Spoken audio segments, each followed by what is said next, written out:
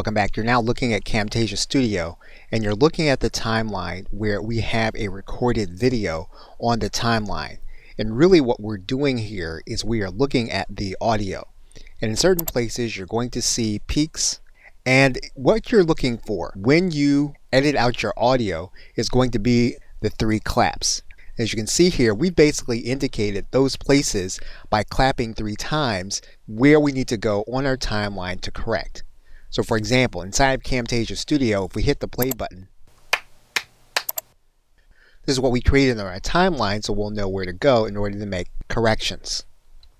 And so regardless of what kind of editing software you use, you do want to use this little system so that you know where to go in order to take out the places where you've made mistakes. In Camtasia, we do it in this way. And once we've gone to all those places and we've taken out the audio where we make corrections, we'll have a clean audio file. Now there are typically 2 features that you can exercise with any audio creation software. One thing we can do is we can go to the timeline and we can do noise reduction. And basically what we're doing is we're going to take out any background noise throughout the entire recording. Now in Camtasia Studio, the way that you do this, you're going to pick a piece on the timeline where there is silence.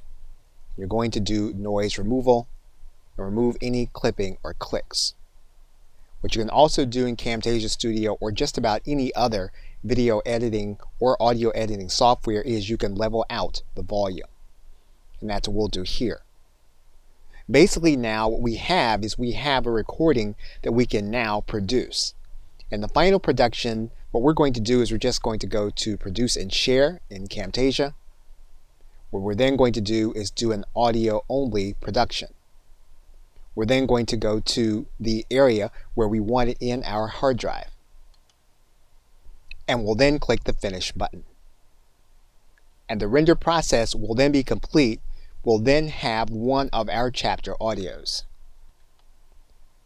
Okay, so with that, thanks, and I will see you in another video.